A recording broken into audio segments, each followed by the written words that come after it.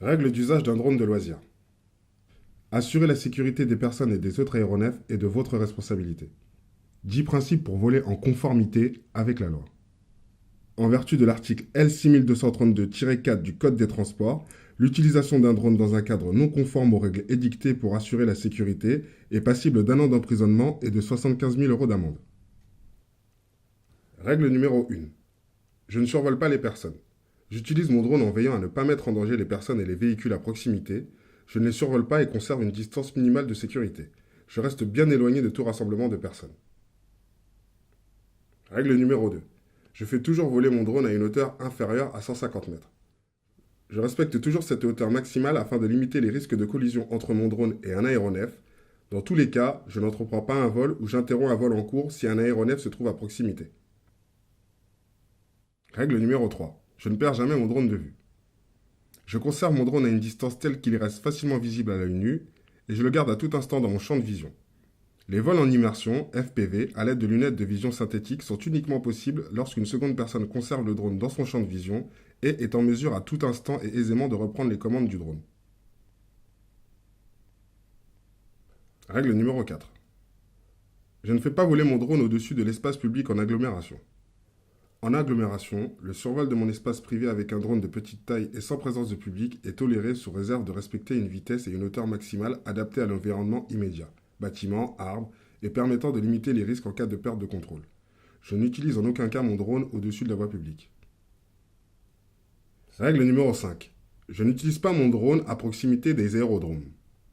Je n'utilise pas mon drone à proximité de tout terrain d'aviation pouvant accueillir avions, hélicoptères, planeurs, ULM, etc. La distance minimale à respecter est de l'ordre de 5 km et atteint 15 km pour les aérodromes les plus importants, ceux dont la piste dépasse 1200 mètres. Règle numéro 6. Je ne survole pas de sites sensibles. Certains sites sensibles et leurs abords sont interdits de survol.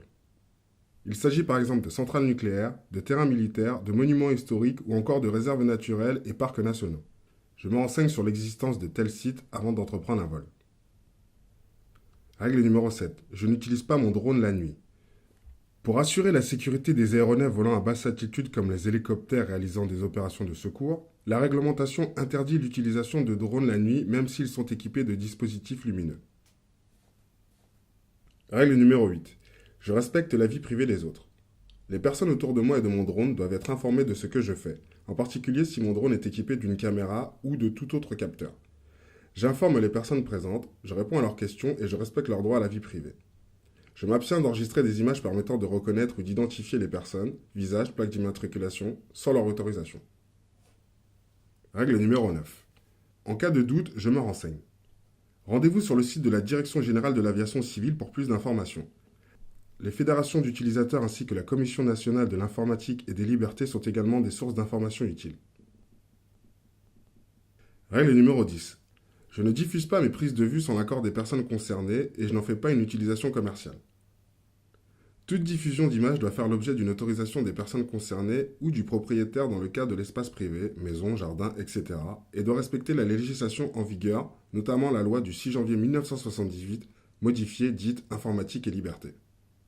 Toute utilisation de drones dont l'objectif est l'acquisition de prises de vue destinées à une exploitation commerciale ou professionnelle est soumise à des exigences spécifiques et nécessite la détention d'autorisations délivrées par la Direction générale de l'aviation civile.